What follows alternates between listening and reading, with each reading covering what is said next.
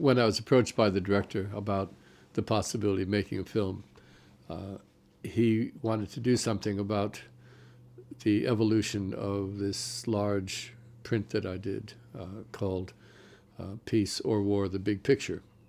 And it was to integrate a whole range of ideas and associations that I had uh, with people who share the same values and ideas.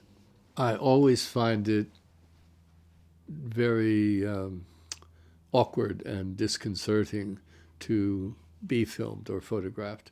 And uh, what made it a little easier this time is that the director, Mark Street, is someone whom I know and has filmed me sometimes surreptitiously, I think, when I've been drawing and doing things in public spaces. So I felt familiar enough that I was able to pretty much get past that. Once past that, if I in fact did get there, uh, it was good. It was a way of me thinking through things which normally just come out as images, and although not ever talking about what the picture means per se, but talking about the ideas that are behind the picture and the people who have influenced me. Amongst the people who I've collaborated with and have been an influence have been people like Rama Mani, who's a performance poet and academic in the UK.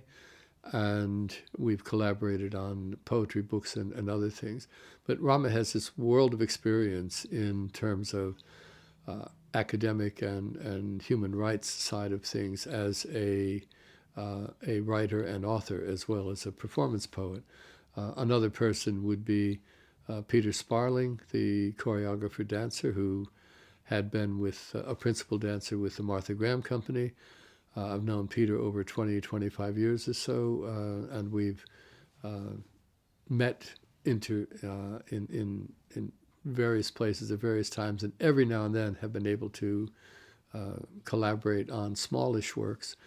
This particular time, it was lovely getting a chance to complete a work which we had actually begun the discussion of almost 20 years ago, and it was lovely to do that in New York in the Martha Graham Studios.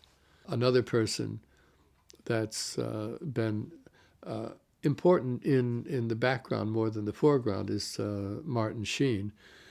Martin is um, was a close friend of Daniel Berrigan, the wonderful poet and activist, and I knew Daniel as well, and met Martin Sheen when Daniel had invited me to hand out some protest posters at the United Nations in New York back in the early '90s, and you get to meet people like Martin, who have been active as socially aware individuals and artists for 40 years, 50 years or so, and it's a real inspiration to be able to participate with them, not only in actions, but also to get a chance to speak to them and have them express their ideas about activism, social justice, and peace.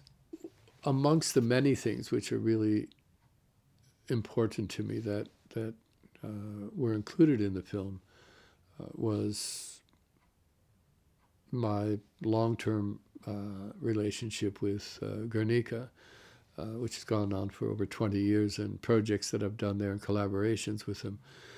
And Guernica has always been the backbone of stories to do with the peace movement, uh, always, certainly since the 1940s.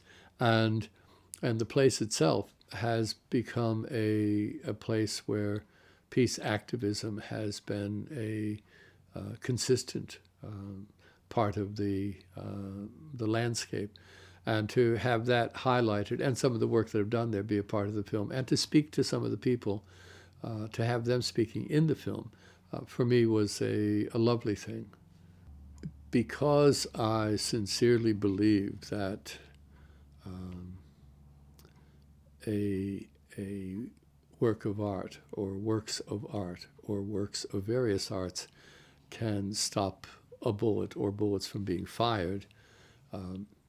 What I really hope is that people seeing the film, and I think that the director has really done this well.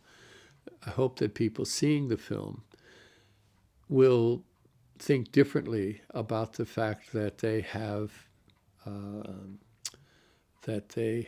strength and they have power and they have ability to help change things themselves, whether through their art or through their lives. And I've evidenced this already through some people I've spoken to who've seen the early rushes of the film.